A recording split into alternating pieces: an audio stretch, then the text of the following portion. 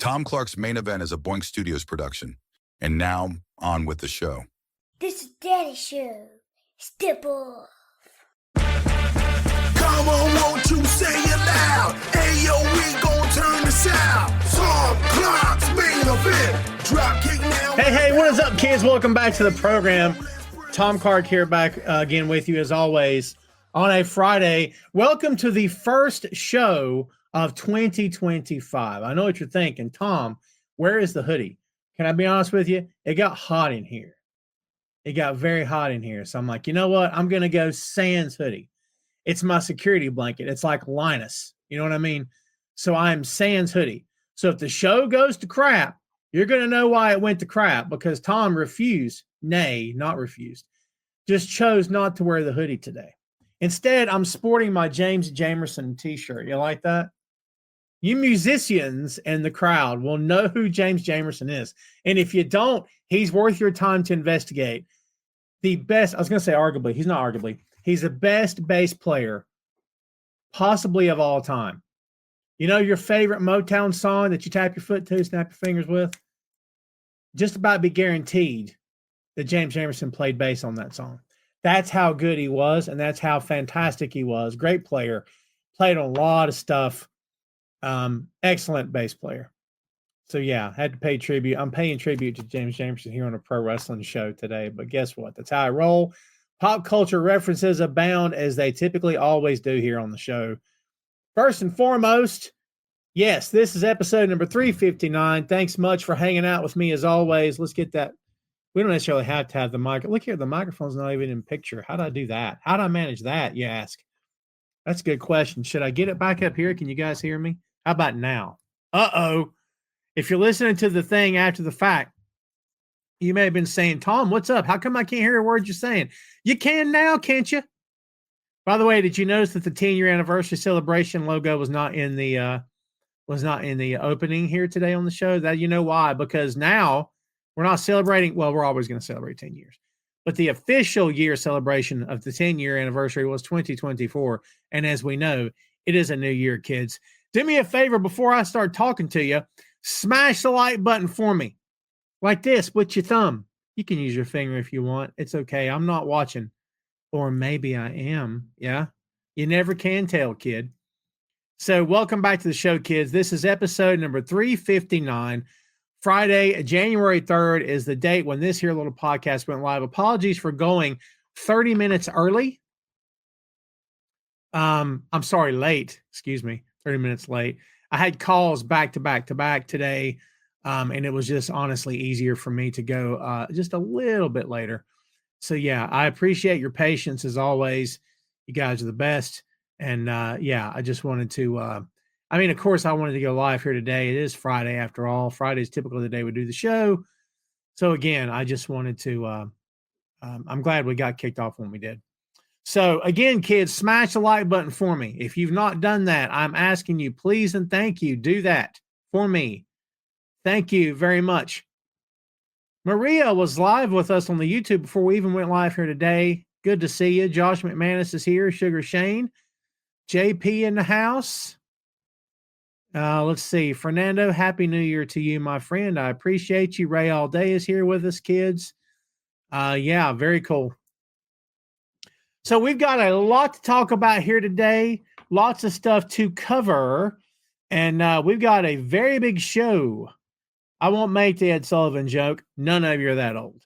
It's fine. It's absolutely fine. We are going to today, in case you didn't read the description, we are going to review AEW Worlds End. It took place last Saturday. A great friend of mine came down and watched it, came over and watched it with me. And we thoroughly enjoyed the show, as we typically always do with the AEW events. We enjoyed the show very much. And it was good to see and hang out with my friend. So there you go. But I thoroughly enjoyed the show. I can't wait to hear and see what you guys thought about it, because as we know, lots of big stuff happened on that show. And I got to tell you, despite anything that we could ever say about that company, and believe me, we have aired our grievances with AEW many a time here on the show. I'll be honest with you, man. when it comes to their live events, I dispute no one does it better. I'm sorry. It's how I feel. They just put on a heck of a show every time. So I appreciated it. And I thoroughly enjoyed watching the show last week. Oh, that's a little bright. We're going to see if we can handle it. So, yeah, I thoroughly enjoyed the show last week. I can't. JP says never heard of James Jamerson. Oh, go look him up, kids. Go look him up. I would appreciate it very much. He's again one of the greatest bass players of all time. A lot of people say, was it Jaco Pastorius? Excuse me, Jaco Pastorius. Is that how you pronounce his name? Great bass player. I'm not going to deny it. But for me, James Jamerson is my guy for sure. Let's see. E is here. What's up, E? Good to see you. Yeah, first main event of the new year, kids, here in 2025. How many of you didn't think you'd make it this far? That's kind of a terrible thing to ask, yeah? Look, if you made it to the new year, good on you. Congratulations to you. I got to be honest with you, man. The longer I live on this little sphere, the more I start to truly believe in reincarnation. We don't have to get into it. It's not that kind of show. But I believe in it more now than I maybe ever have. It's just this idea of, everyone's made of energy and whatnot. And this idea that, death is not the end, right? That who knows how many times you've lived before. You ever have memories of things that didn't happen? I'm just saying, we don't have to get into it, but I'm telling you, the older I get, the more I believe. I got a little cat at home named Pris, who I swear to you is the reincarnation of my great-grandmother. That's the truth. I got a lot of reasons to think that way. But anyway, again, we don't have to get into it. So I know what you came here for. You came here for bracelets. Well, guess what? I got them, and I got the rings. They call me the Mandarin. I'm about to take over the planet, baby. I'm not going to rule with an iron fist. I'm a benevolent and kind ruler. You'd do well to get on my good side, because when the time comes, I'll remember you were nice to me. Buy me a cup of coffee. Share your Snickers bar with me. Your benevolent ruler / dictator / emperor will never forget how kind you were to him once upon a time. Man, I'm looking good today, aren't I? By the way, have you noticed that the sheep has been shorn? The trimming has happened. We didn't trim the tree. We trimmed the tom. The trimming of the tom took place a couple of days ago. The trimming of the tom. Let me tell you something. Even the dude what cut my hair and beard when he was done said, you had a lot of hair. I said, it's been 2 months since I've been up here because I'm a friggin' idiot. It doesn't take that long. It's less than 20 minutes from my house, but yet I let the growth just happen and take over my life. For like 8 straight weeks, I don't go back. Again, because I'm a friggin' idiot. Can you believe that? Again, it's a less than 20 minutes. Drive yourself up there. Drive back, you're done. Pay the man, you're done. But not me. I let stuff grow. I couldn't be happier with the way I look. Well, I take that back. But this is as good as it's going to get. I'll put it to you that way. Good as it's ever going to get is what you're looking at right now. I know what you're thinking. It'll never be good enough. But that's okay, because you know why? It's on the inside what matters. Your blood and guts and stuff. All right, kids, let us get into what you came here for. Let's talk about AEW Worlds End. Big card. How many of you guys watched the entire show, including the pre-show, the dark matches? Because I did. I watched it all. I thought it was an excellent show. I couldn't be upset by anything. Such a good show. I think Fernando said earlier, they just crush it on pay-per-view. They absolutely crush it on pay-per-view. Absolutely crush it on pay-per-view. Hoy. Kidding me? He calling out the late Jimmy Carter. Yeah, rest in peace, Jimmy Carter, for sure. Let's see here. Sugar Shane says, I've come to the conclusion that wrestling is better with 2 hours than 3. That's always been my conclusion. But, I've never disparaged, by the way, WWE going 3 hours, because if the advertising money's there and sponsors want you to get 3 hours and throwing money at you, you're crazy not to do it. That's why I've always defended them for it. Well, look, let's run down this card, including the pre-show. Toni Storm, that rookie named Toni Storm, making her way, carving her path, finding her niche. hopefully making a name for herself in the AEW. Yeah, that's what she's doing. I love this gimmick. I love the fact that she's making out like she's not wrestling the big leagues before. I'm here for it. It's the three faces of Eve all over again. I freaking love it to death. I just think it's the coolest thing ever. She's so entertaining. She's so awesome. In my book, Toni Storm can do no wrong. I said a year ago Toni Storm was the best thing in wrestling. I had people telling me I was wrong. Don't you feel bad for people when they royally screw up? Hey, look. I call it like I see it. Toni Storm defeated Layla Gray. By the way, Layla Gray looking good in the ring, buddy. Layla Gray came a long way since she was just, wasn't Layla one of the original baddies, I believe. Good match. Jeff Jarrett defeated QT Marshall.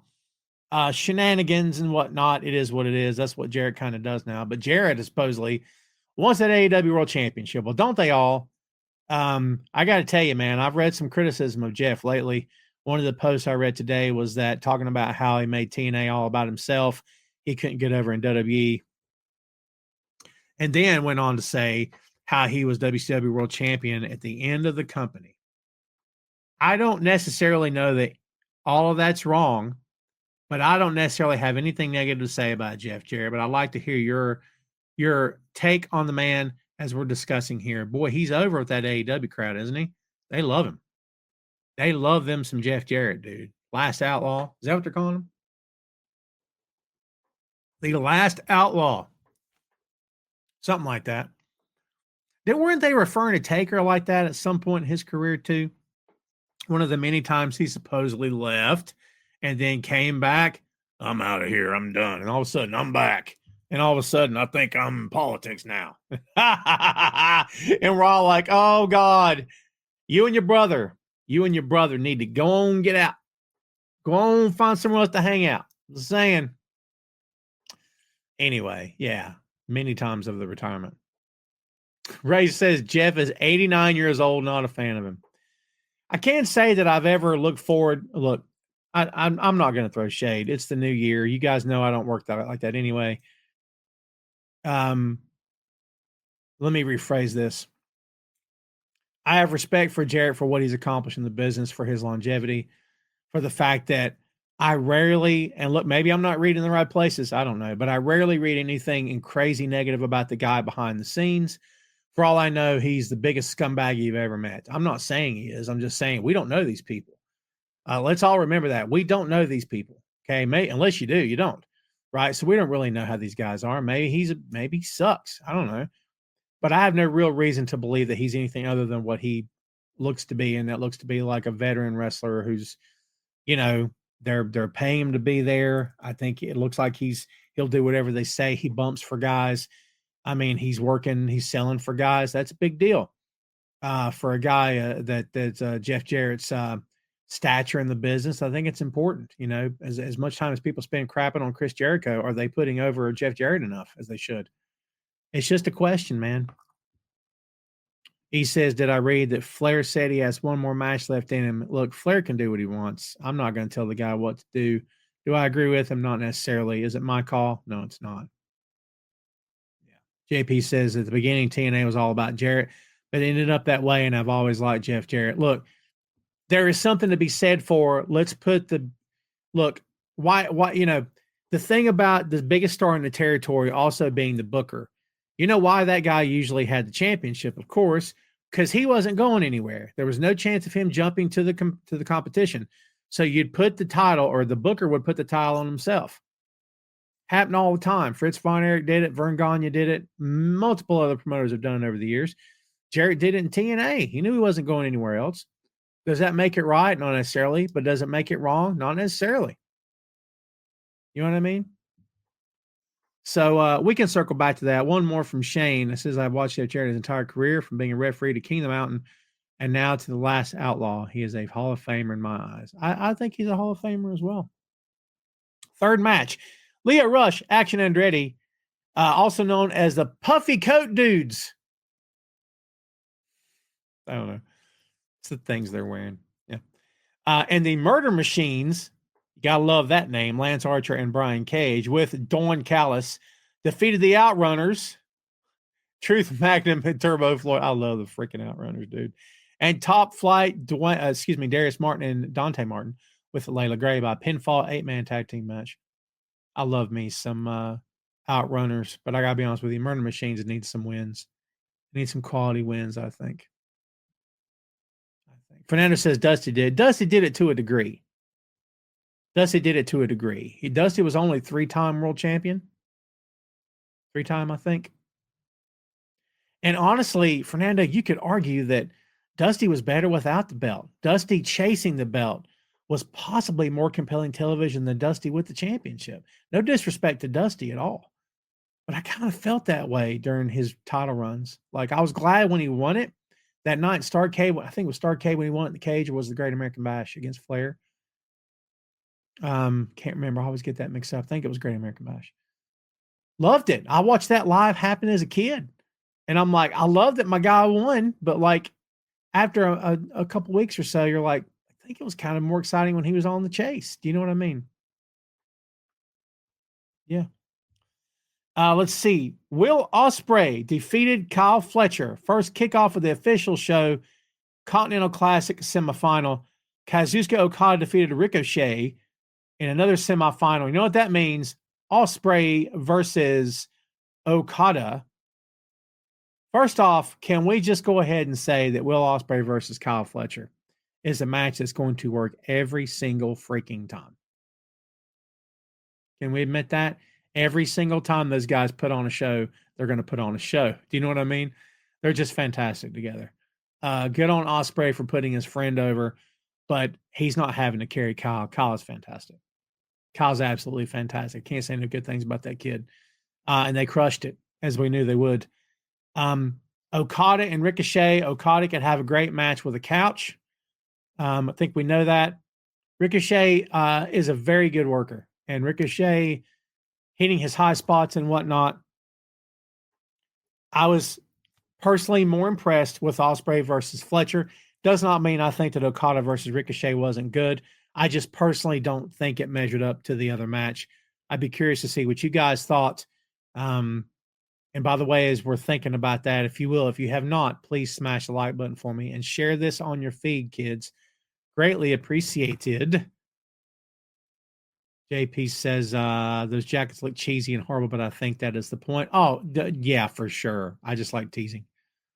E says breaking news: the Detroit Lions will beat the Minnesota Vikings on Sunday night. E, you know what? You're just nothing but a bunch of rage and hate, aren't you? I'm just kidding. Robbie says, I think if you're going to build a company like TNA back in the day, he should have spread the spotlight to other wrestlers. TNA has evolved into a great company. And even though Jeff made it all by himself, by now it's a great company. TNA is still going at this point, should be applauded. Anyone that hates on them, it's weird, and I don't get what's wrong with you. You know? JP says surprise ending in that match because everyone had Fletcher winning that match. Let me ask you a question, JP. Is it enough that he put him over the first time they worked, or should he have put him over twice? Because in my head, you put him over that first match to establish him, but you don't put him over the second match. That's me talking. That's me, right? Because I think it was kind of important that Ospreay go over for the Continental semifinal. But that's me talking. Your opinions may vary. Fernando says Okada versus Will Ospreay is Modern Heart versus Mr. Perfect.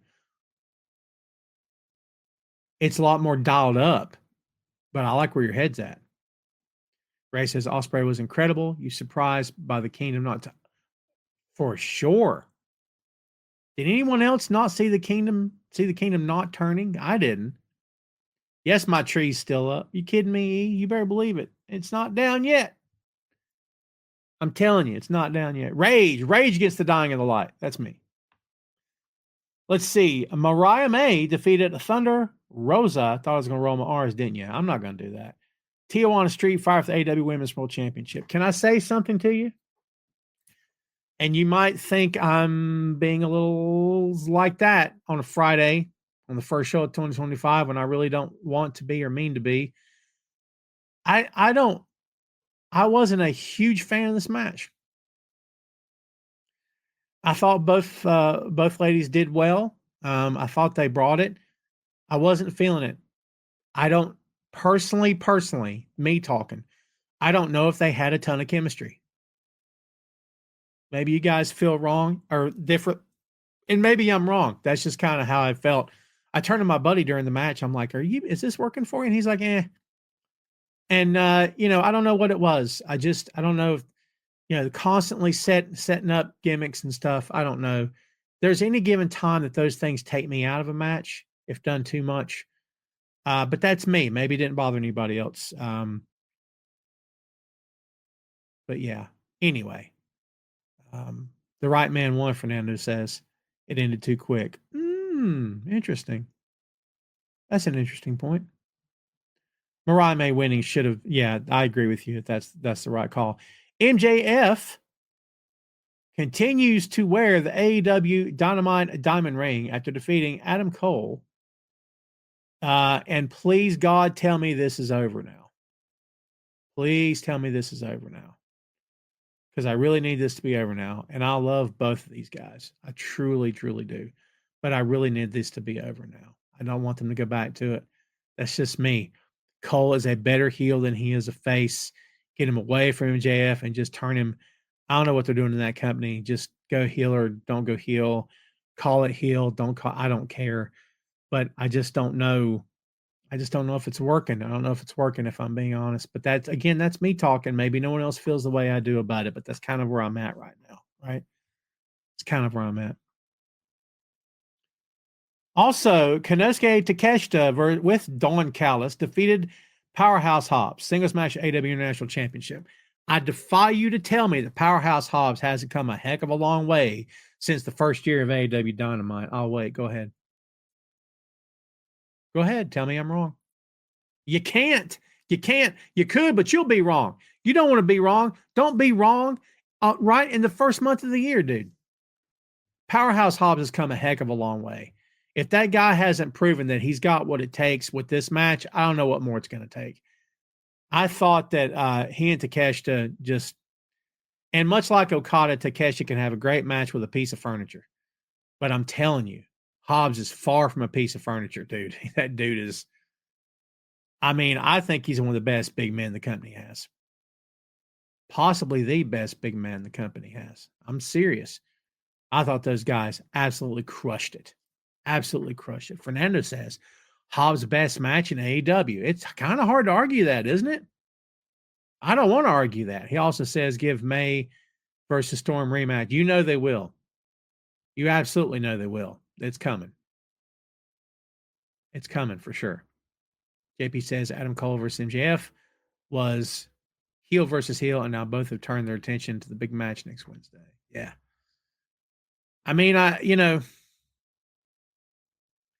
I just can't. I just want it. I just want the feud to be done. I just want it to be done. It was great till Cole got hurt. Not his fault. Things happen. It is what it is. But I just need it to be over. Can I be honest? Jim Myers joining us from the YouTube. What's up, Jim? Good to see you, man. Yeah, Hobbs is. Look, can I be honest with you? I think I think Hobbs is the future world champion. I say that with full conviction. I think Powerhouse Hobbs could be the AEW World Champion. I think giving him a mouthpiece, not Callis, but somebody else would be great. If you had a Paul Heyman-esque type of guy that could maybe speak for him, you know what I mean? I don't know who it would be. It could even be female. That's a good talker. It doesn't have to be male. I think he'd be a quality world champion. I truly believe that. I think that's where we're going at some point. Sugar Shane says it's a shame that Moose is in TNA. I would love to see Moose versus Powerhouse Hobbs. Or better to see them. I'm okay with that. I feel like they're very similar. And this coming from a guy that believes the Road Warriors best tag team of all time. Absolutely, they are. By the way, best tag team of all time. Same. But so those two guys were very similar. But I don't know. I'd keep Powerhouse on his own. I wouldn't put him in a stable again. Would I give him a manager? Yeah, probably so. Do I think he needs one or he dies without it? Not necessarily, but I do think it would be good for him. But I don't know who that manager would be. I would love to have seen Arn be the guy to speak for him. You know what I mean? I think maybe that would have been cool. Trying to think of a female that's around that maybe could do it for him. Look, I don't know if she's interested in it or if she even cares, but I think there's untapped potential in AEW with Karen Jarrett. I'm just being honest with you. I don't know if they would ever go down that road or if she want to go down that road. I don't know. But that'd be interesting to see. What's up, Faye? Everybody, please welcome watching in the crowd, Faye Divine from the Untitled Wrestling Podcast. Happy 2025 to you, Faye. Real Day says, where's Ricky Starks? Man, that Ricky Starks situation is thick. Thick as molasses. I'm just saying, man, it's pretty thick. There's stuff I can't talk about, and I'm not messing with you. There's more stuff than meets the eye. Let's just put it that way. We'll see how it shakes out. I like Ricky quite a bit, by the way. I think that Ricky's a talented guy, truly.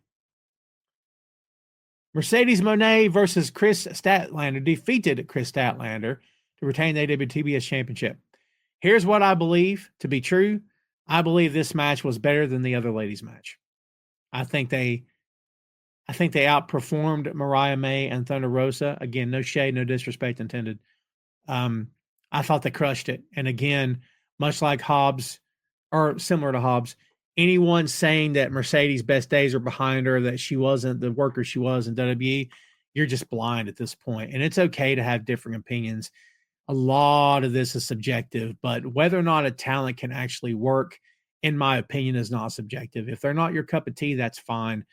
But to say to me that she's better as Sasha Banks, I vehemently disagree with that. I think she's very much carved out a new identity for herself. She's over. It works. She looks great every time she's in the ring. And I'm going to tell you something. Against competitors who you can tell she's got chemistry with, Mercedes absolutely hustles. I said that the first time these two worked. She hustles like crazy. You know, remember I said that last review? She's fantastic. I think Stat come a heck of a long way.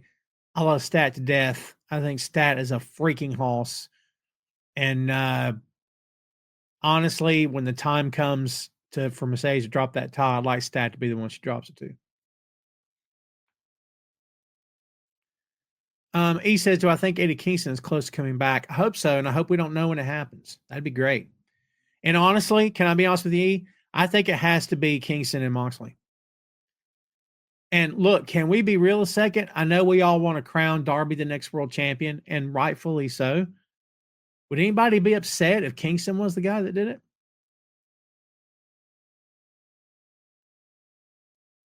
It's just a question, man. I'm not saying it needs to happen that way, but with all the history he and Mox have, and it could be a matter of, you know, Eddie comes back and he's like, you didn't call me. I blew your phone up for 6 months. You never answered.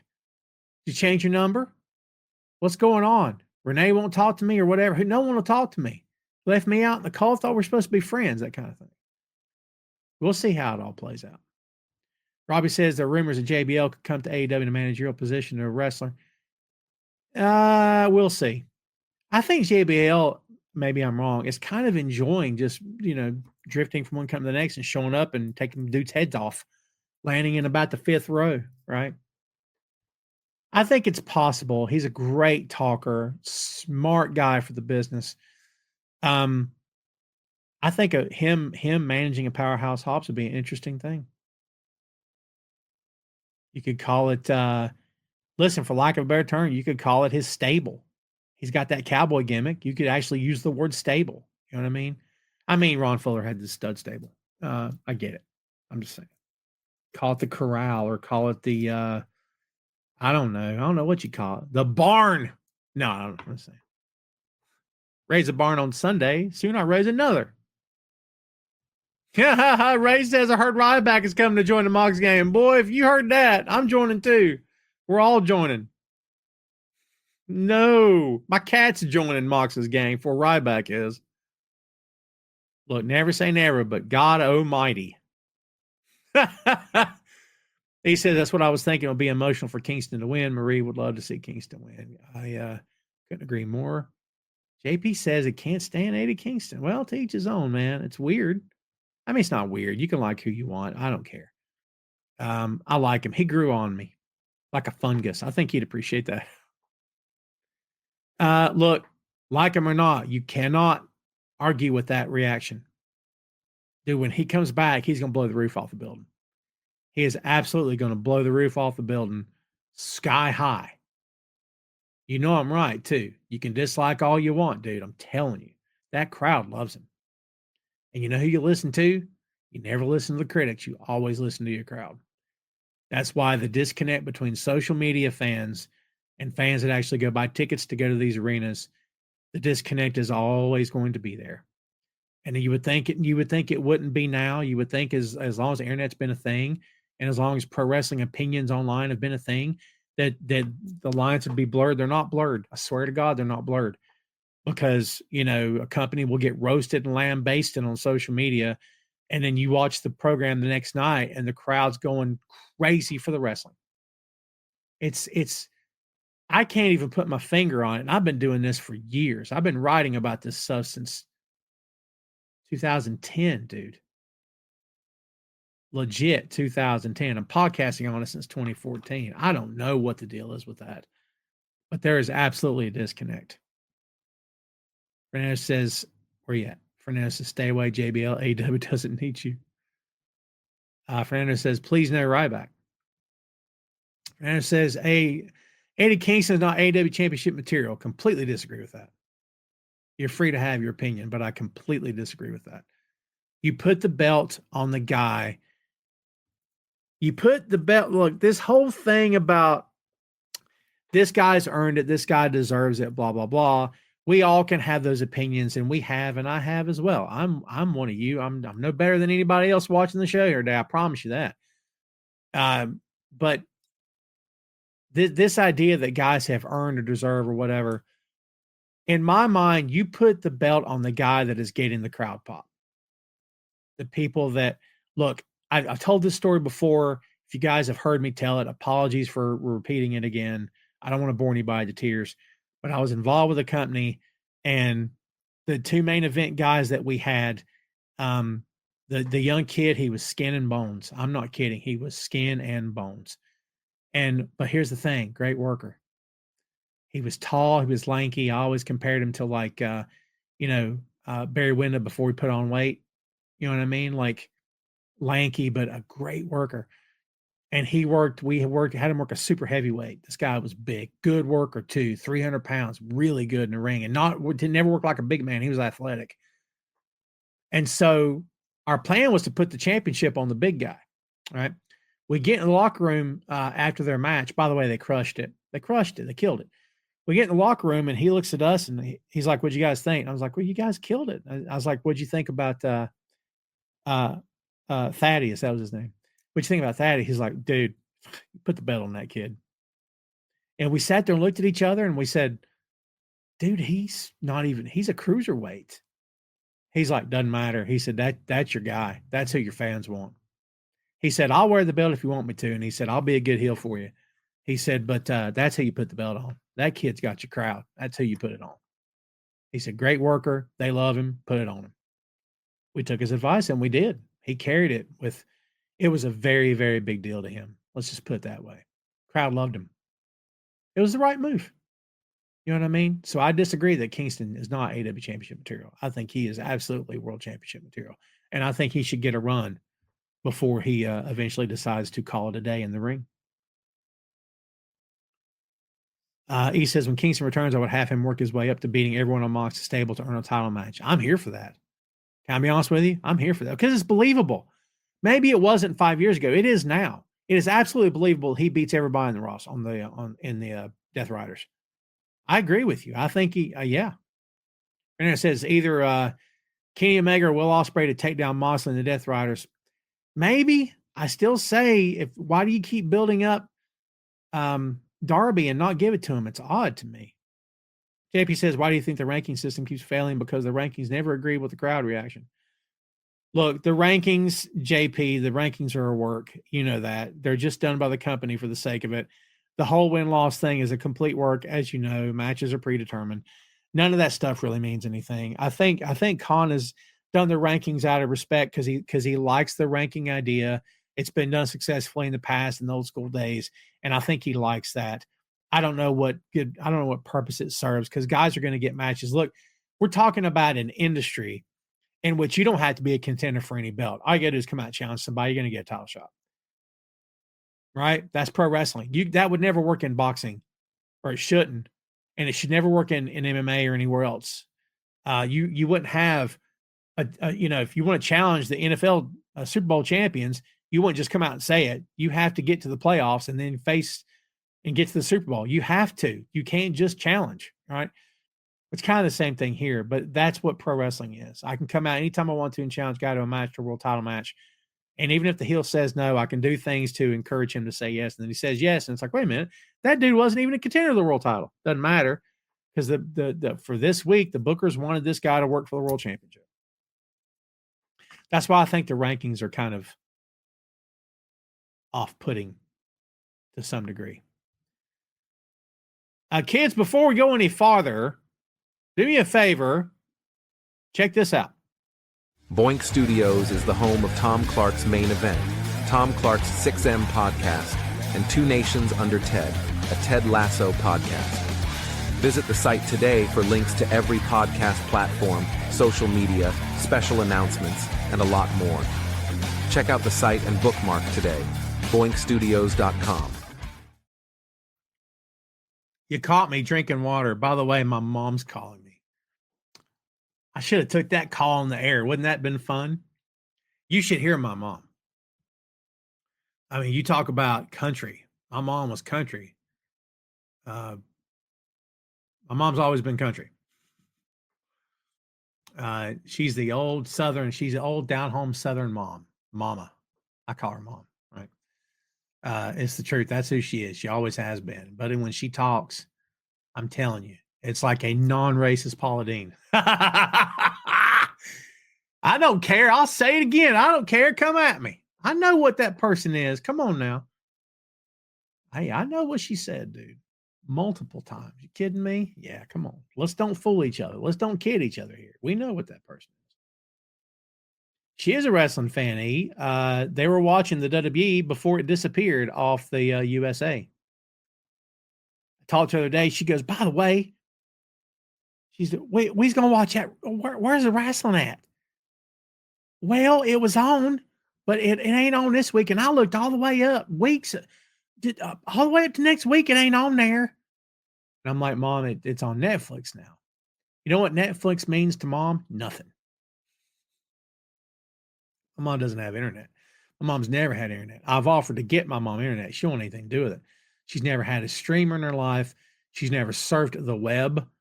Again, I've offered. She doesn't care about it. Never has, never will. It is what it is. Dude, they pay like about $150 a month for Dish Network. I'm not kidding you. Holy Lord. Like, I pay way too much with Hulu combined with all the streamers I have. I pay way too much. I'm not going to lie to you, combined.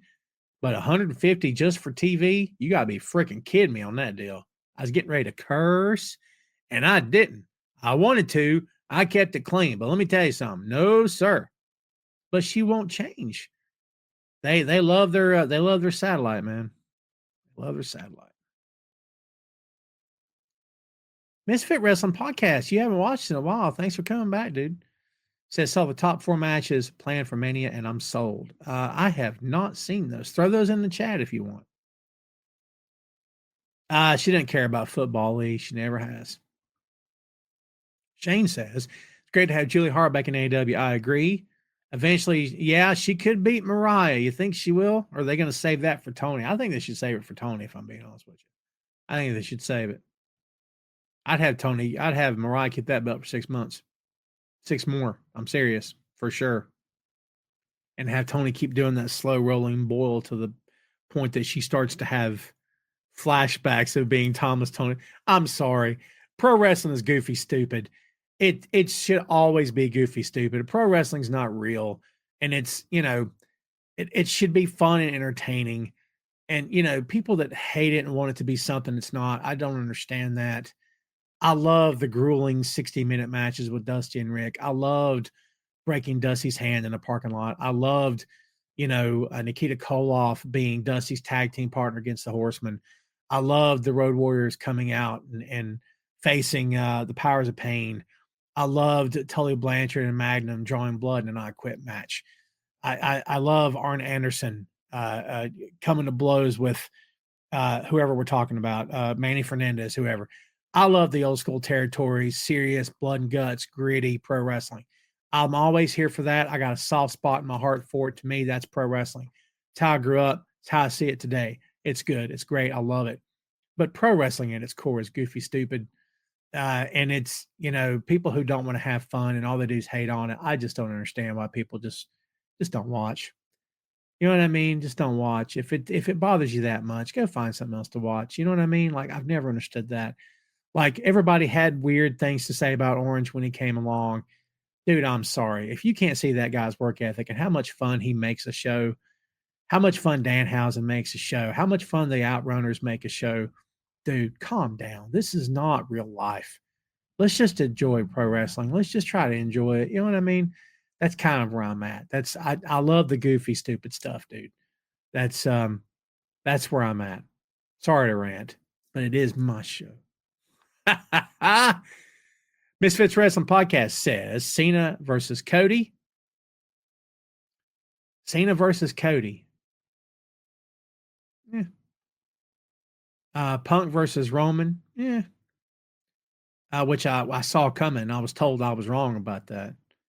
Gunther versus Rollins for sure. Rhea versus Io. Yeah. We know. How do we know that? Is that confirmed? Apologies for not knowing, by the way. Is that confirmed by WWE? Perhaps it is. They got to sell some tickets. Like they're not going. By the way, today for a giggle, I went on Ticketmaster. You know what? No, sir. No.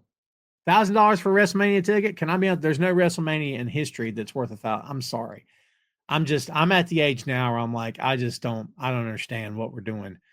That company's doing well. Excelsior to them. Great. Good on them. You're not getting $1,000 out of me for a ticket. It's not happening. It's just not ever going to happen. If someone would like to pay my way, I'm glad to go. I'm not doing $1,000 for a ticket. You got to be freaking kidding me right now. Again, glad they're doing well, but I can't see that. Can't see that. Hey, man, those rumored matches could end up to be true. Who knows? Let's see. I'd always wait and see, but maybe it's true. Maybe it'll all be wrong. Maybe it'll all be true. You never can tell with pro wrestling, man. Never can tell. What's up, Gerald? Thanks for hanging out with us, my friend. Good to see you. I'm loving that picture, man. Jolly old St. Gerald. Look at that pic. That's awesome. Mine's never anywhere near that good, dude. I have the same headshot for all my platforms, so I'm consistent. Just saying. Yeah, you could take that Green Bay Packers merch and do something unsightly with it. Fernandez said, Jay White should not have taken the pin in the main event of Worlds End. Somebody had to. Who would you have pinned? I mean, somebody had to get pinned, right? Who would you have pinned? Honest question. We also had 2 matches left, by the way. I never finished. Kazuchika Okada defeated Will Ospreay to retain the Continental Championship. And there, you know how many people say, wait a minute, what'd you do all this for? Did you watch the Continental Classic tournament? It wasn't necessarily about who was going to walk away with the belt. It was about the wrestling. And the matches were effing fantastic.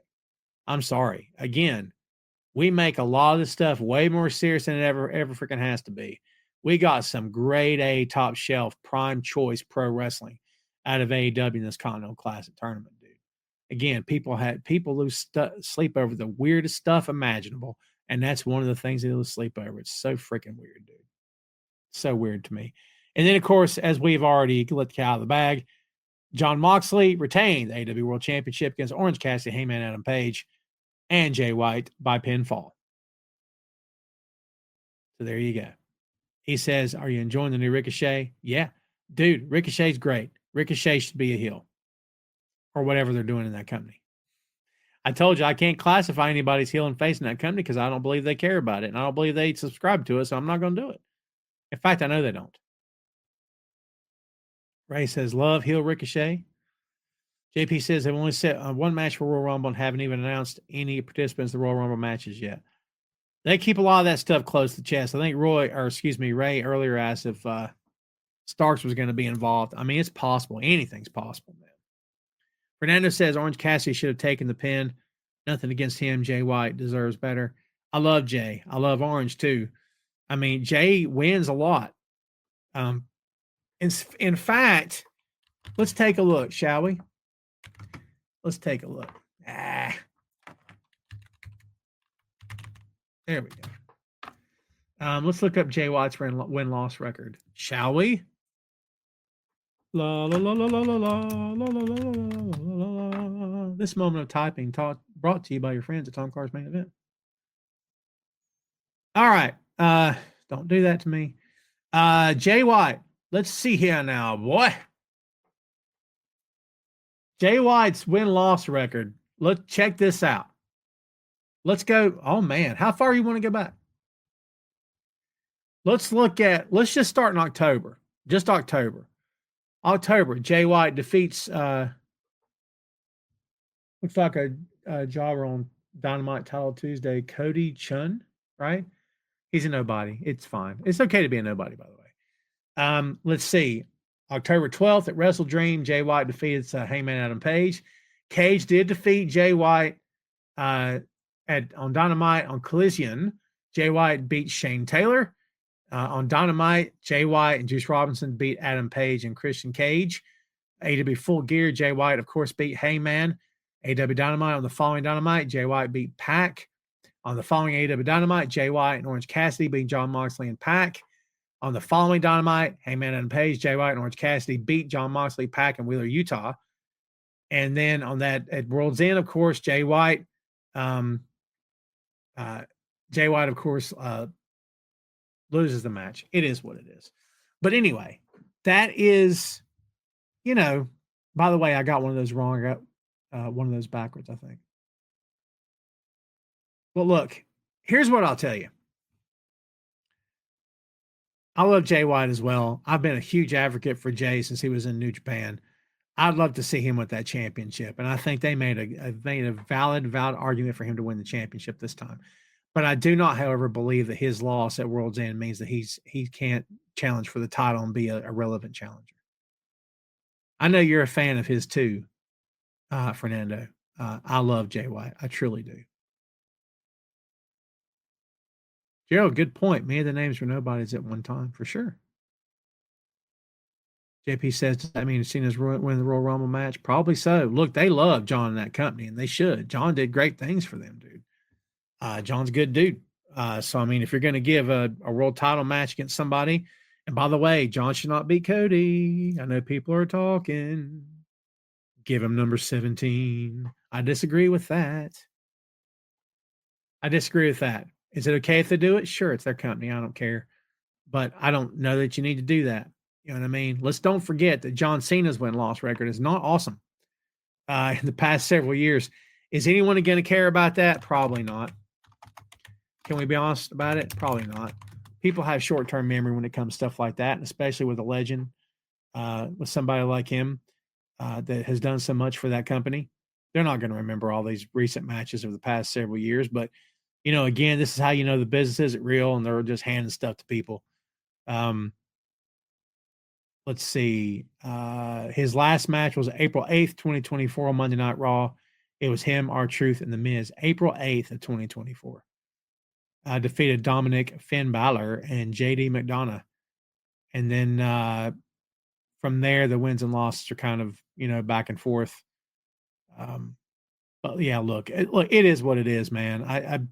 They can do what they want. He's their guy. I agree with you, Misfit Wrestling Pod. Cena passing the torch. And, is there a torch to pass at this point? Cena hasn't officially done that for anybody, unless I'm wrong. It's fine that he does. I don't know that Cody needs anything passed to him, but you're right. It seems like if you're going to do it, it's might as well let it be John to Cody, right?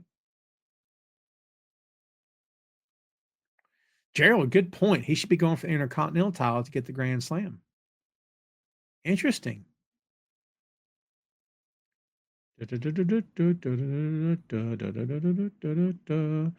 Maria says, agree that Fernando Jay Watt is the better talent in the World's End main event. Jay's a fantastic man. He's not fantastic man. Fantastic man. I have no idea where that came from. All right, kids, we've gone just about an hour. That's your World's End event. Again, very, very happy with that show. I thoroughly freaking enjoyed it. Hopefully you guys did too, and it was cool talking about it. Let's open up the floor here, kids. Ray all day has got his comment loaded and ready to go. We're all waiting to see what happens. Maria says Cena has no business beating Cody. I don't think he needs it. I don't think he needs to. And Cody's your guy. You spend a lot of time. You spend a year getting Cody to that point. There's no sense in throwing that away. Not that throwing putting the belt on John is throwing it away, but he is not coming back. Okay. And it's going to be his last year. Cool. Is he going to wrestle every week and be on TV every month? Maybe he will. I don't know. Maybe that's his intention. Maybe he's going to say, the heck with it. I'm going to do all I can. I don't know. Maybe he will. We'll see. But I don't know, dude. Would John even want to do that? That's the question we really have to ask. Not just what the company wants to do with John, but what would John want to do here? What is his plans? What are his plans? Ray All Day says DOS of FX or Outcast.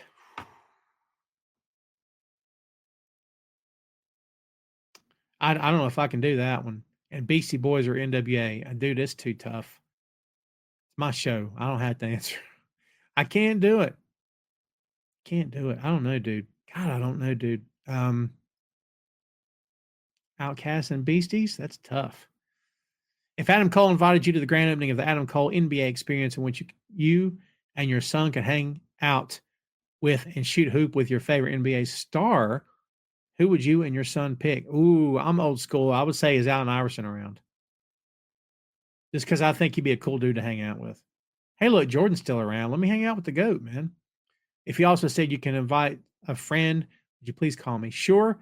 Later want to get dinner, which included a T-bone steak, some delicious fries, and a slice of pumpkin pie. Now you're talking. Yes, of course.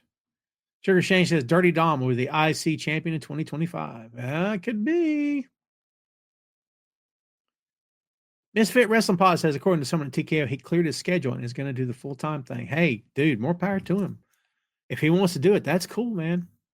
Dude, I like John. I'm going to tell you something. I told this story ad nauseum. I wrote about John Cena for years. First for Bleacher Report and then for a lot of other websites when John was on top, dude. Wrote about that guy a lot.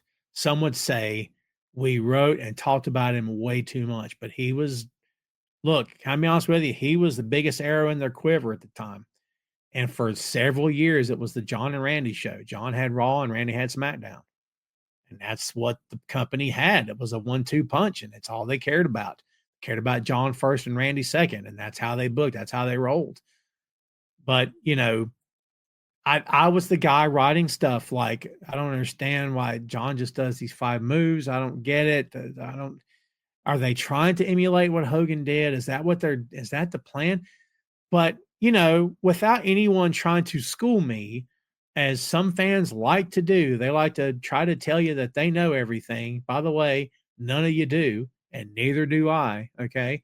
We can all have our educated guesses and our experience and our speculation. Doesn't mean a thing in the long run. Some people don't like to hear that.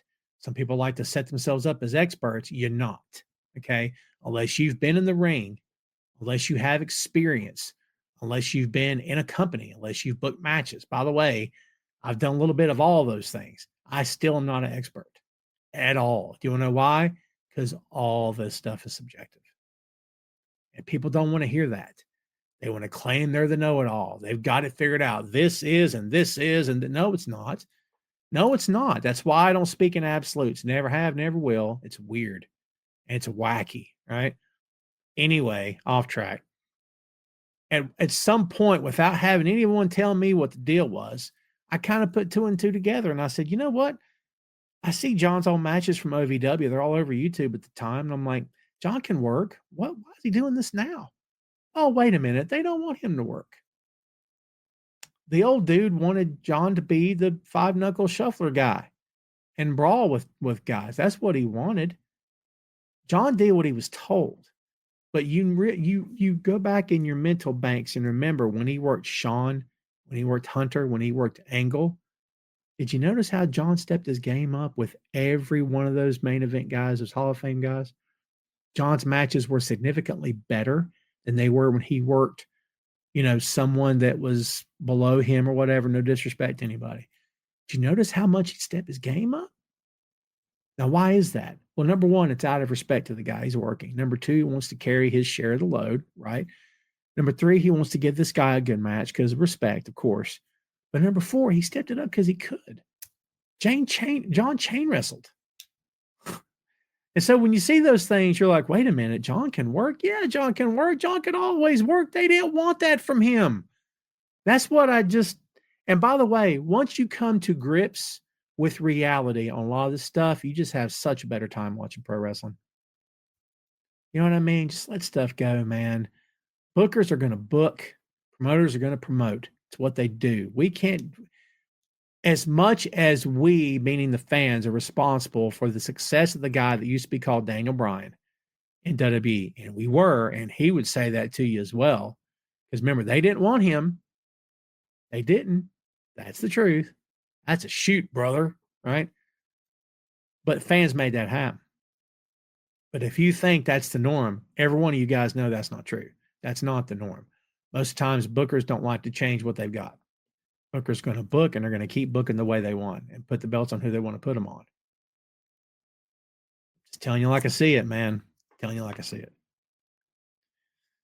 Misfit says tonight, 3-hour SmackDown, Wrestle Kingdom 19, and Wrestle Dynasty Crazy Weekend. I love Wrestle Kingdom. I am anxious to see it. I may stay up, and my wife's going to go, why are you still up? Why'd you get up at 3 in the morning, 2 in the morning, whatever it's going to be? I owe the company in New Japan my deepest condolences and apologies for not following as I should have been. I'm woefully behind on New Japan pro wrestling content. I suck. Fernando says take KO. KO defeats Cody at the ladder match. Roman takes the world championship. KO and Paul Heyman pull strings to get Punk the main event spot. Anything's possible, dude, but that's a lot of work to happen in a very short amount of time. Not saying you're wrong. That's a lot of work for a short amount of time. I just wouldn't do all that just to put the belt on Punk, which kind of feels like that's what they want to do. Again, these guys spent a year getting Cody to that belt. Cody's a great champion. I'm sorry. People can disagree with that all they want to, but Cody, look, can we time things out? When did the needle truly start moving? And don't tell me Bloodline. I'm sorry, but after how many years have been? 12 years of Bloodline? It's fine. But do you guys remember before they turned on Roman? How many? Maybe not you. Maybe you guys were saying this. Maybe we all were. Man, is this ever going to end? God, I'm so tired of this. Oh, I just wish something would happen. How long is he going to keep this belt? Right? I mean, I think the timing of them signing Cody and a couple of other things happened. I think that's what started the uptick. I'm not saying Cody's the one. He's the only one. I never said that. But I don't think it's coincidence that the uptick for that company really kicked in when Cody came in. I'm just saying, dude, and I'm not saying he brought 1 million fans with him. It's just I have a hard time believing there's not an impact there. And why in the world they would do everything in their power to get that belt off him that quick just to put it on Punk? I don't know, dude. I don't know. Look, maybe I'm dead wrong. It's okay if I'm dead wrong. Sugar Shane says, "What's my favorite version of Barry Windham with the Horseman when he joined?" I didn't care for that Widowmaker stuff. It wasn't for me. Who did I think was his greatest opponent? Oh God, that's a good one. Was Barry known for his opponents when he worked in the Horseman? Because the Horsemen were known for just jumping everybody, right? What would be your answer to that, Shane? I don't know if I have a good answer for that. I know he wasn't crazy about working Lex because Lex just about killed him. Because Lex couldn't work. God bless him. Couldn't work for nothing. I think, honestly, can I be honest with you? I think Rick was Barry's greatest opponent. I think Barry would probably say the same thing.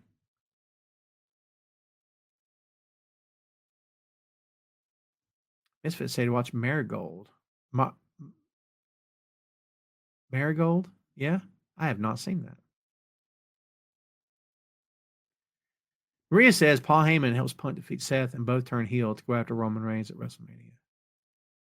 Paul helps Punk defeat Seth and both turn heel. Like I said, anything can happen. Fernandez says 3 hour SmackDown is a terrible decision. How much money can 3 possibly be? Oh, my friend. Look, when the ad sponsored, when they want a third hour, where they will kick in ungodly amounts of cash, take it. Take it. I'm with you. Like 3 hours of anything is, unless it's a Marvel film, 3 hours is a tough haul for anybody. For me, I'm here for Marvel. I'm the guy. I'm in the back for that company. I don't care what anybody says. I don't really care. Criticize, doesn't matter to me. But a 3 hour pro wrestling show, unless it's a pay-per-view, it's tough. Not impossible. It's just, there's no break. Unless you want to pause a live stream, you can. But eventually you want to get snacks. You go to the restroom. You're looking at what time you got to be up tomorrow, that kind of thing. It's a real thing, man, JP says the crowd chanted Cody, changed plans for that WrestleMania and got the belt put on to Cody. Could not agree more. Maria says Barry Windham was excellent with the Horsemen, especially bringing back the Iron Claw with the back glove. 100%. I love how that family continues to pay homage to Blackjack Mulligan. Bray did it. Bo Dallas is doing it, right? Isn't Bo wearing the black glove? Fantastic stuff. Love it. Misfit says I only like 3 hours because it gets people who aren't being used to get TV time like blurred down for. That's a great point. Great point. 3 hours means you got more time. Oh, that's a great point. Maria says a lot of people were happy Raw went back to 2 hours. For sure. Again, I'm not disputing it. 2 hours is a tighter program. Guess what's tighter? An hour. That's the challenge. You know what I mean? An hour would be a true challenge, right? You guys are awesome. I don't want to split, man. Eventually, they might send a search party after me. Let's go for another few minutes. Everybody's pretty talky right now. That's what a podcaster wants, is talky. I've interviewed people through the years, and I'll ask a question. And you know what I get? Good. And my setup is awesome. My setup takes 20 seconds to ask. And then I get, yeah, it was really good. I enjoyed it. I'm like, oh, God, how long have I got? This is going to take forever. I'm not kidding you. Greg the Hammer Valentine did that to me. Great. But by the way, couldn't be more gracious. He said it was not live. It was a recorded interview. He said something during the interview that was a little off color. I'm not going to tell you what he said. A little off color. And it wasn't even cursing. It was kind of something else. And then he kind of said, if you could take that out, I'd appreciate it. And I was like, I got you. I'm not here to burn anybody. I'm not here for that. So yeah, I took it out. And then I thanked him at the end. I only kept him for however long I kept him. My rule of thumb with interviewing wrestlers has always been, if the guy in my ear tells me, okay, you've got so-and-so, you got him for 10 minutes. If that wrestler talks past 10 minutes, I ain't stopping him. I'll take everything he wants to give me, right? And I'll wait for that voice to come in there and say, okay, Tom, we got to move on. I'll be like, all right, thanks for your time. Thanks for the interview. But this was Greg Valentine calling me on his phone. I called him. I can't remember. And at the end of the interview, I was like, well, Greg, I appreciate your time. It's been awesome. Thank you so much. And he's like, thank you very much for your time. And he said, it was a great interview. And I hope it goes well, and have a great day. I was like, thanks, man. He was very gracious. I appreciated that. Misfit says, if WWE didn't have a huge roster, I would have hated the 3 hours, but now they got a massive roster. They didn't in 2012. That's a great point as well. WWE didn't have a huge roster. Yeah. Yeah, because, the smaller the roster, the harder it is to fill 3. Well, let me put it this way. I was at a show one night, and we had several guys that didn't show up, and I can't remember why. I can't remember if it was the weather. Honestly, cannot remember. We had like 3 guys, and I'll tell you something. In a small company in a small promotion in the South, that's a big deal. And we had like 6 matches booked, and now we're down to 3. I'm not kidding. That many people. So you know what we did? We just improvised on the fly. We made 3 become 6. And what we did was we had one match ended with a run-in, I think. So then that one match became a second match. So now it was a tag team match, right? So now we've went from 3 matches to 4. Then we had another match that happened. But what we did was we put hoods, we put 2 different guys under hoods and we worked them against each other, right? And then we brought them back 2 matches later and worked them against each other. This time they had different hoods on, different masks, different gimmicks, just throwaway gimmicks, right? So now 3 matches have become 5, or 4 have become 5, right? 5, yeah. And then you know what we did for the blow off? We just had a big battle royal at the end. Boom, right? And we made it 6. It was great. It was just done on the fly because we didn't have that many people that night. That was a fun night, dude. I miss being in wrestling sometimes. When do I think Penta will debut? We'll see. Look, I hope Penta's getting paid. I hope he's getting paid well. Hope it's the best payday of his entire career. Hope it's a great move for him and his family. I hope Phoenix is released and he gets to join them. I hope they have a blast. I hope they have a great run in WWE. I wish them all the best. I think it'll happen in the pay-per-view, honestly. Brienne, what's going on? Good to see you. Fernando says, will Death Rider still be a thing in the middle of 2025? I think they could make it that long, sure.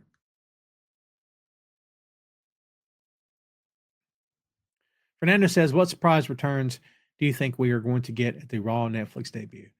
They'll load that show up, Fernando. I can't tell you for sure, but they will load that show all the way up. We'll see. I don't know. I'd speculate, but I don't really have any idea who they're even talking to at this point. You got to think they'll throw all the Attitude Era guys on there. They'll probably back the money truck up to Steve Austin's house and pay him to come in and cut a promo and drink a beer and stun somebody. We'll see. JP says events of the Black Circle is Penta. Yep. And will probably debut this Tuesday now on NXT. Could be. Maria says Rolling Stones are the Beatles. Ask me a serious question. It's always the Beatles. You kidding me? Without the Beatles, there are no Stones. Like, come on, Maria. You know better than that. No disrespect against the Stones. They're still doing their thing. The Stones back doing their thing, you know, Barney and Fred. That's a good joke, isn't it? Come on. It's a good joke. Watched Beatles 64. Phil Lindsay and I. Shout out to Phil. We're going to do a podcast on Beatles 64 coming up next Wednesday. And as I'm watching that doc, and it's, you know, unseen footage from the year that they first toured the States, appeared on the Ed Sullivan Show for the first time, took the world by storm, created chaos wherever they went, you know, revolutionized music, and you know, turned the world on its ear. Let me tell you, man, fantastic. And it got me thinking as I'm watching it, like, did anybody care that much when the Stones came over? It's just not the same, right? And like, you know, again, not trying to throw shade. John and Paul came out of the womb writing songs. Craziest thing ever. Keith and Mick did not write songs for the first several years that band was together. So don't forget that. It took them a long time. True story. They were not this phenomenal songwriting duo and phenomenal band. They had to grow into those roles. But I don't think it's not their thinking. They were not a natural. It wasn't a natural progression like the Beatles were. Again, if you love the Stones, that's cool. I think Exile on Main Street is a great album. Honestly, I think it's the best album they ever put out. And I think they've got some great pop tunes, if I can be honest with you. And I think Steel Wheels is an underrated album, if I'm being honest. Just not a huge Stones guy. I'm always going to be a Beatles guy, though, for sure. Fernando says, should Rated FTR win the Trios Championship? I mean, might as well. Might as well, right? Why not? By the way, I got to catch up, man. I've been so busy the past few days. I saw a lot of that Asheville show, but I've not seen it all. I kind of regret not going now. I hope they raised a ton of cash for the folks up there. In case you guys who have never, maybe you haven't watched the show in a while, or I don't mention where I am in the world. I'm in North Carolina, like you can't tell. And during the storm that week, it was, we were very lucky that we lost internet and cell phone service, and that's all we lost. We got very, very lucky at my house. Had a few limbs in the yard, nothing major. We dodged a bullet. But I had friends who were without power for 2-3 weeks, and there were trees down all over this little town. And we're about an hour and 15 out of Asheville. We're south of Asheville, and we're actually southeast of Asheville, I guess. But we're like, I used to live up there in a little town called Waynesville, right outside of Asheville. But yeah, I hope those folks are doing better than they were, and I hope that this money helps. And of course, if anybody can donate, I'm sure they would still appreciate it. By the way, Jim, good question about weren't a set of trios titles retired? Was it the Ring of Honor belts they took off the, or they? Because last time I remember, like the Bullet Club had both championships. I think 6 belts. They were all walking around with all this gold. Maria says, "Do you think AEW is booking too many aging stars like Adam Copeland, Christian, and Jeff Jarrett?" No. The key is not how many you're booking or who you're booking. The key is how you're booking them. And is it working? That's always my answer. Whether you're booking a bunch of 21-year-olds or a bunch of 51-year-olds, is it working? You could argue it's not working in that company. I've argued it's not working in that company. I can't specifically put my finger on the veteran booking thing that's happening with them, but I also can't completely discount it either. I think it's a combination of a lot of things for AEW that's making waves in the wrong direction for their attendance and for their ratings. Sugar Shane says, "I would like to have seen Macho Man and Randy Savage in the Jim Crockett's NWA instead of him going to WWE. Often wondered if they would have traded Magnum TA for Macho Man. Can you imagine how things would have been different if this had happened?" I'll do you one better, Shane. If they got Magnum TA in his prime, Hogan would have been out of a job. Look, it's all subjective. I've said multiple times through the 14 or the 10 years I've been doing this podcast and stuff consistently. I've said it several times here today. It's subjective. You can like who you want to like. You can believe what you want to believe. None of us knows everything. But I'll tell you something I've always known. If WWE would have gotten their hands on Magnum TA in his prime, Hulk Hogan would have been out of the job. Sorry. That's how I see it. Hogan was responsible for a lot of things in the beginning until he wasn't. And I think Magnum TA would have been the next natural progression. You know how I know that? They tried doing it with Lex and it didn't work. They tried moving on. It's obvious they tried moving on, but Lex wasn't the guy. Magnum would have been the guy. People talk about Sting. If they'd gotten Sting, dude, Hogan would have been out of a job. Magnum had the looks. He had the charisma. Women loved him. He looked great on a poster. Intensity. You talk about firing up. If you guys are not familiar with Magnum TA, go back and watch his promos next to Dusty or by himself or against Tully. Firing up is not the term. Most guys in the business today would kill to have what Magnum had. Magnum could cut a promo and not say a word. He had that I'm telling you, he had that piercing stare. Brother, I'm telling you. Hogan would have been, it'd have been over. Hogan should be glad that Magnum never signed with McMahon at the time. Just telling you like I see it. Robbie says, no one can explain why WWE dropped tribute to the troops. What happened? I don't have an answer for that. I've not looked into it, so I can't answer you. I don't have a good answer for that. I know at any given time, you go back to listen to stories that people had about those tours over there, and it was some pretty harrowing stuff. You could physically hear explosions in the background. That's some scary stuff. I can't imagine being over there for that. You know what I mean? For sure. Whenever Gabe Kidd decides to come to America, where would you like to see him sign with? Gabe Kidd won't be allowed to be Gabe Kidd in WWE. And I think the best version of Gabe Kidd is the version we see now. He's not one-dimensional, and I think that if he had a great offer from WWE and wanted to take it, he should. But he wouldn't be the same guy because he couldn't be. Well, I can't say he couldn't be. He would have to change to suit what it is they do. But what it is he does would work in AEW. That'd be my quick answer. He would work in GCW as well. Oh, they'd love him in GCW. You kidding me? Holy Lord. Man. Gabe Kidd's one of those guys that just absolutely sticks to character all the time. Fernando said Randy Savage versus Roddy Piper was the biggest missed opportunity in wrestling. Perhaps. I can't say the biggest. Biggest would have been Sting versus Undertaker.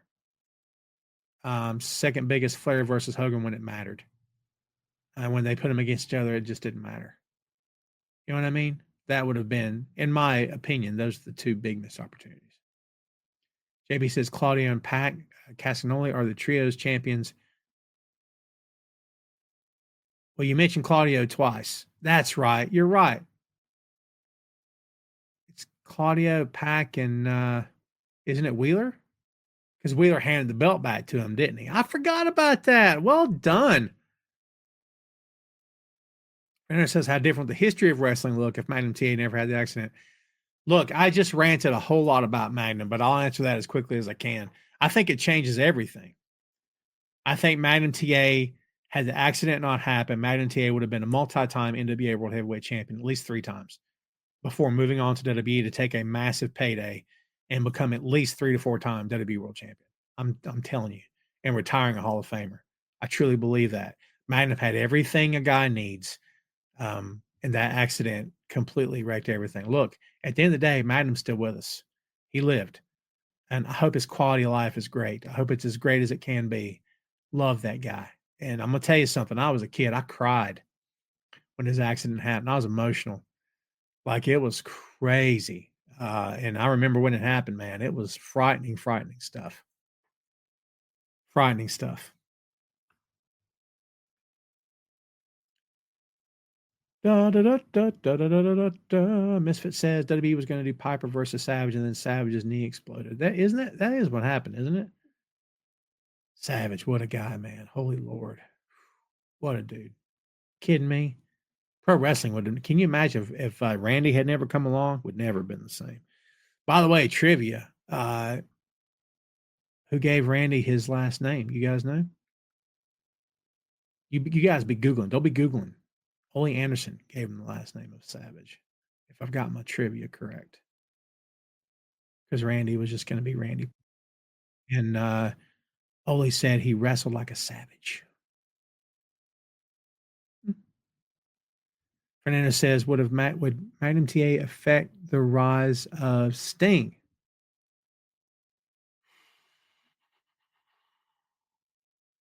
It's possible. Possible. Yeah, it's a great point, Fernando. Would Sting have been not the Sting we know today had Magnum succeeded, had Magnum's accident not happened? That's a great question. Wow. I never thought about it like that before. At that point, Sting moves on to WWE, perhaps. Telling you, a much different world, man. A much different world. You guys get into What If from Marvel. I read the books for years, and I'm binging season 3. I love What If. I'm a big Marvel and comic book and sci-fi guy. It's who I am. That's who I'll always be, man. Pro wrestling aside, I'll always be all those things as well. This one says Savage almost came back to WWE in 2010. Boy, wouldn't have that been something? I mean, look, this company put him behind a desk. You know, when he went to WCW, I thought, great move. Good for you. Go get paid. Wrestle. He wanted to work. And, WWE put him behind the table and said, you're a commentator. Like they've done with a lot of guys. Like, I love Randy. Randy's voice. I mean, of course, Randy, what a presence. But a commentator? Like, oh. Fernando says, what are my thoughts on Jason Momoa being cast as Lobo? Perfection. Absolute perfection. I got nothing more for you than that. Absolute perfection. Best thing ever. Never should have been Aquaman. And you don't take things back now. It is what it is. But yeah. Mean Jean says, checking in. She's in the ER. Jean, what's going on with you? You don't have to say, Jean, don't say on the air if you don't want to. That's your business. You don't need to tell everybody. You keep your privacy to yourself. I'm not trying to put you on the spot. Here's what I'll say, Jean. I hope you're okay, and I hope you get out of the ER ASAP. Hope your family's with you. Please take care of yourself. All the best to you. Everyone, please tell Gene to hang in there and to get better soon. It'd be awesome if you guys could do that. Oh, she told me, you know what? I've never had that before, but I've heard they're awful. My mom had them twice. A friend of mine has them he's had them like multiple times. But he doesn't take care of himself either. He drinks the wrong kind of stuff constantly. Misfit says he did the WWE All-Stars video game commercial. He signed a deal to have WWE Mattel figures made, so we were close. Interesting. No DDP without Savage. Yeah.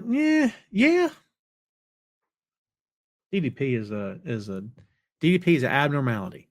I knew DDP, not know him, but I only knew DDP as a manager in AWA. He was a manager of Bad Company, Pat Tanaka and Paul Diamond. They came out to Bad Company by the band called A Bad Company. That was their thing. And it was a good little tag team, solid tag team. Paul Diamond, highly underrated in my opinion. Good little tag team. And he was their manager before he ended up in WCW. It was like, man, great story for a Diamond as well, right? Great story for that guy. Gene says her 8th time. Holy Lord. Rob says, here's another what if. If Goldberg hadn't been in WCW, would Vince McMahon have bought WCW sooner? I don't know. That's a lot of what ifs on that one, Rob, because honestly, you're saying that because Goldberg brought ratings for that company, he brought attention. He put them, I can't say back on the map, but he was part of that whole the Monday Night Wars and coming along at the right time. I don't think there would have been a sooner purchase, but it definitely would have impacted their ratings because, for a lot of different reasons. Look, shout out to Chris Patton. Chris Patton's made very clear that he believes that Eric Bischoff killed WCW. It's hard to argue that. I think there's other things at play as well, but I think Eric had a massive hand in the downfall of that company. He doesn't believe so. And he's been living off the 83 weeks thing for generations now, and I guess he'll continue to do so. Decades, I suppose. I don't know. Yeah. So, yeah, I don't know. But, yeah, I just, I don't know. Crazy.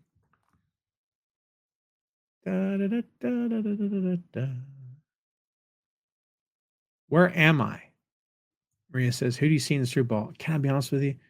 I've not followed football this year at all. I suck, don't I? I followed football, but not American football. Aston Villa's had a heck of a season, Premier League. Holy Lord. I mean, they're doing better than Man City is. Can we be honest with each other? Holy God, Man City fell apart, baby. Chiefs. I think it's the Chiefs to win. People can hate on. You know what's funny? How people just hate on winners all the time. It never ends. It never ends. They hated the Patriots. They hated the Yankees. Who else have they hated? My God, they hated the Lakers. People hated the Bulls at one point because they won all the time. I'm like, dude, you guys are champions. No one can touch them. What are we talking about? Let's all get mad about it. Yeah, Medusa or Trish, Fernando. I'll say Medusa, but only because she inspired so many other women to come after her. Not that Trish hasn't. I like Medusa. JP says the start of the end of WCW was when the NWO faded away and the new blood stuff started. Well, the NWO thing was mishandled for a long time, in my estimation. It all goes back to that weird booking with Sting and Hogan. One day, Chris and I will do a complete show about this, about how they dropped the ball. Crazy. Yeah. I mean, I was there, not there. You guys know what I mean. Like, I watched live every week when the Monday Night Wars was happening. And it was great till it wasn't. It was fun till it wasn't. And anyone my age that tells you it was the best time of wrestling, I'm sorry. There was a lot of crap being produced on both companies' channels at the time. Both companies' TV was full of garbage. I'm not kidding. Like, if you didn't live through that time and you've had people convince you or try to convince you that Attitude Era was this golden age of wrestling, it was not. I'm telling you, it was sleazy at any given time. It was, I was a young man who loved women. I'm an older married guy who continues to enjoy looking at women, right? But it just, I wanted my pro wrestling to be pro wrestling. I didn't care about mud matches. I could care less about gravy boat matches. I didn't need to see Sable's top getting ripped off. I didn't care about Hunter having simulated relations with a supposed dead woman. I didn't need to see a lot of the stuff that I saw. I just didn't need to see it. I didn't need to see Val Venus supposedly getting body parts cut off. I didn't need any of that stuff. None of it. At the time, I didn't think it was funny. It got on my nerves. The Rock cutting the same promo 6 weeks in a row got old to me. And a lot of my buddies that I used to watch with, we would all, by week 4, we're going, geez, the same promo. We were just pure wrestling fans. I know that's a weird term because it's overused maybe, but we were just wrestling fans, man. We weren't there for all the shenanigans. And you remember what I said earlier, that pro wrestling should be goofy and stupid? I'm not straying from that. What I saw wasn't fun. For me, other people loved it. They loved everything and they hold it in high regard. It wasn't the worst era I've ever seen, for sure, by far. That's the McMahon Helmsley era. That was a bad time. Ooh, baby, that was a bad time. But, again, I just don't have this romanticized view and version of what the Attitude Era was. I'm honest about it. That's, in my opinion, wasn't great. Shane says, what Marvel character would you like to be if they cast you in a movie? I'd like to just be a random bystander on the street. You know what I mean? That'd be me. I'm just random guy number 4. I just want to be the guy who says, wait, is that the Hulk? I just want to do that. Give me one line. That's all. I'll make it as believable as I can. Fernando says, when it comes to just raw talent, is Charlotte the best women wrestler of all time? I don't know. That'll be subjective too. For my money, the best female entertainer of all time is sensational Sherry Martel. I don't think it's even, I'm going to say something. I don't think it's even close. I think every woman that came after Sherry is trying to be what Sherry Martel was. That's how I feel. Sorry. Sherry was the whole package. Everyone wanted to work with Sherry because Sherry could get you over, male and female. She's very good at it. Sean will tell you that. Very good at it. She gets you over in a heartbeat. That's what you want, right? And do everything she could to get you over. And it worked. Very talented. Very talented. Gone way too soon. This one says, what do you think of the WWE Vault channel on YouTube? They just released a behind the scenes of the 93 Raw. Oh, that's cool. You know what I like about those old openings? You hear those move to the music. I'm not going to sing it. Move to the music. Yeah, right. So they'll take that and they'll put it with current stars and they'll do the whole video editing deal and make it look good. I've seen some of those are just freaking great. WWE had some banger theme songs for a while there, didn't they? I like that. I love the idea of that. Look, pro wrestling fans should have access to archives. Okay. And this idea of not just WWE, but any company, if you put things behind a paywall, shame on you. I mean, I get it. You own the content, you own the rights. I believe creators should own the rights to their content and it shouldn't be, easily pirated by anybody, right? I'm a creator myself. I don't want my stuff taken without my permission, of course. But, fans should be able to watch. Some fans can't afford a streamer. Honestly, some people are on a budget. I get that. I mean, things should be wide open, my opinion. Was Sherry the first woman to take bumps with a man? I can neither confirm nor deny that.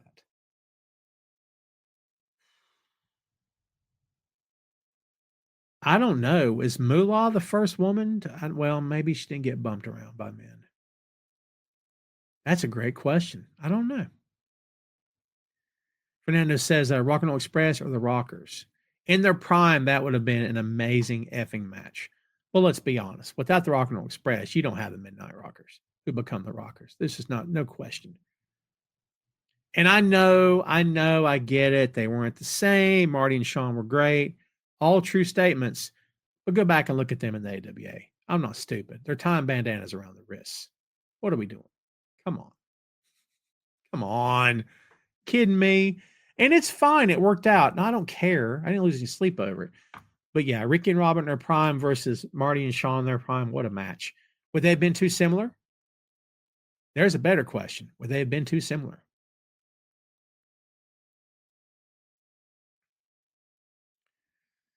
This one says I'm more of a Joshi fan, so Manami Toyota, Bull Nakano, or Akira Hokuto. Hokuto. Sorry. Yeah, you know what? I'm not gonna say I don't appreciate it. I do appreciate it. Do I watch religiously? No, I don't. I'm just being honest. You know what I love? I love that the problem is not a, how do I phrase this properly? I love that we can have female pro wrestling promotions and it's the norm. I just love that. I never understood, you know, women taking a back seat to men for anything. I just don't get that. I've been a man all my life, and I've never understood why women got to take a back seat to men for anything. For anything. I just don't get that. Women want to work, let them work. You know what I mean? Some of the most fun I've had in the business was producing women's matches and working with women, helping them and with promos and stuff like that. Best thing ever. And honestly, when it comes to what fans you talk to, every dude that's in the chat right now, I appreciate you watching my show. You guys are awesome. But I've had so many great conversations with female pro wrestling fans over the years. Because men, we tend to get set in our ways. We tend to, you know, this is and this isn't, and we speak in absolutes. Women don't do that. Women are open to conversation. Women are like, well, you got your opinion. I appreciate it. So I've had a lot of great conversation with female pro wrestling fans over the years, and then some. Just awesome. So I just love that it's the norm. I love that the problem is there too many women's titles? Isn't that great? Can you guys appreciate when no one cared about it? When every women's match was called the bathroom break? Not now, buddy.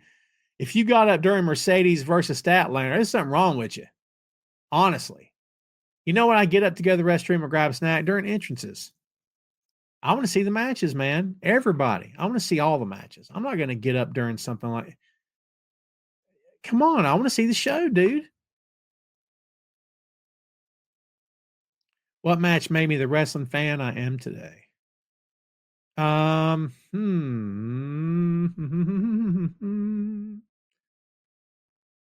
don't know if there's a particular match. I think Dusty versus Rick is what got me to the table. What got me to the table was my dad, who watched, and I watched because he watched.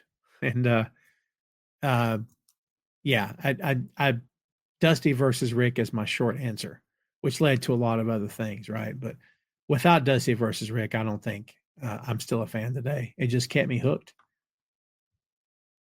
Would Sherry be the best in the world today? Oh, dude, a Sherry Martel in her prime right now would be able to sign her own check in either company, any company, because promoters see the value. I mean, go back and talk to anyone that ever worked with her, and male and female, and they'll tell you she was somebody you wanted in your locker room. You always wanted Sherry around because she's fantastic.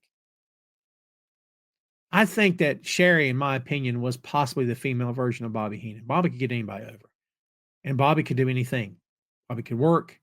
He could commentate. He could manage. He could referee, whatever. Sherry was the same. Sherry could do anything, and be great doing it. That's high praise for anybody. Rhea says, was Demolition the biggest knockoffs in the history of wrestling, copying the Road Warriors? I don't know about biggest of all time. I would say WCW trying to replicate the Ultimate Warrior with Renegade. That's up there. But Demolition's a close number 2, I'd say. And by the way, I've always said that Barry Darsow and who was Axe? Bill Eadie, right? Dude, they became a solid tag team. They were both solid guys in the ring, right? It was never any disrespect against them. But we knew what was going on. They couldn't sign the Warriors. Come on. We knew what they were doing. And you see what happened to Demolition as soon as they got Hawk and Am on the company. It's over. I'm just saying, man.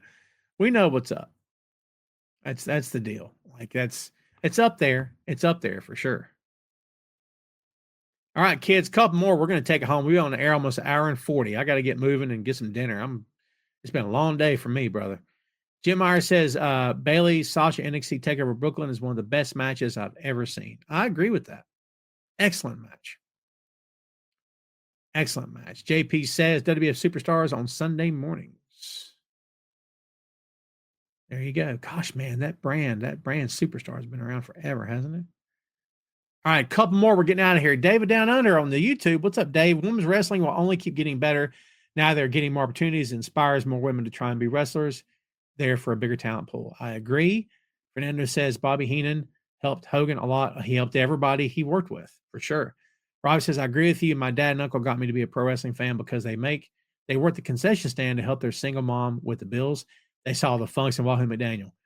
My two earliest memories on the planet.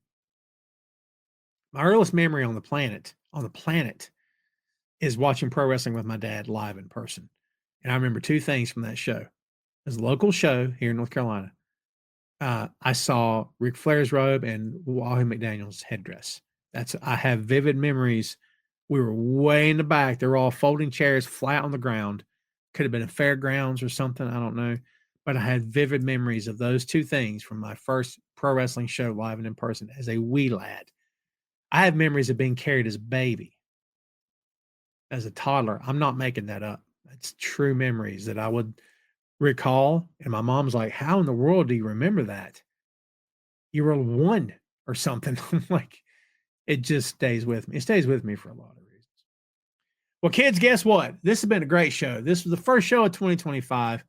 I am very humbled and honored that you guys stay with me as long as you do. You guys are the absolute best. I appreciate you so much. This has been fun for me. I hope it's been fun for you. Hope you guys have had a blast. Next week, don't be surprised if Tom's back in his hoodie. Yeah, because I need my security blanket. I'm Linus. What can I tell you? I need the security blanket back on. So next week, I might be back in the black zip hoodie. That's why, by the way, I got a new one. Got to update eventually, right? The other one had seen better days, right? Seen better days. Look, I appreciate everybody tuning in as always. You guys are the best of all time. I just couldn't be more complimentary. I truly appreciate everyone giving me your time. You could have been doing anything else, but you chose to be with me here, and I appreciate that. So all the best to you guys. I hope you've had a great new year. Have a great new year weekend, right? Keep it flowing, man. We don't have Christmas long enough, in my opinion. I get the blues after Christmas ends every year. It's kind of what I do because I'm such a Christmas guy. You guys know that, right? It's who I am. I got the blues all week because Christmas is over. I just want to maintain that feeling and that sense of joy, for lack of a better term, all week long, every day. That's kind of what I want to do. So, again, I appreciate you guys. Thanks again for hanging out. I hope you've enjoyed this very first episode of 2025. And again, thanks for everything, guys. I will see you again a week from today. Everything should be good and kosher. If not, I will let you know, but we should be good to go on that front. Again, thanks everybody for everything. Do me a favor. Have a great weekend. Enjoy Wrestle Kingdom. Watch you some pro wrestling. Do me a favor. Have a great Saturday and Sunday, and come back here and join us next week. Check out boinkstudios.com for all your podcast stuff from yours truly and the great people I co-host with, that co-host with me and I co-host with. I know they'd appreciate it, and I do too. So again, thanks, kids. Have a great weekend. We'll see you next Friday.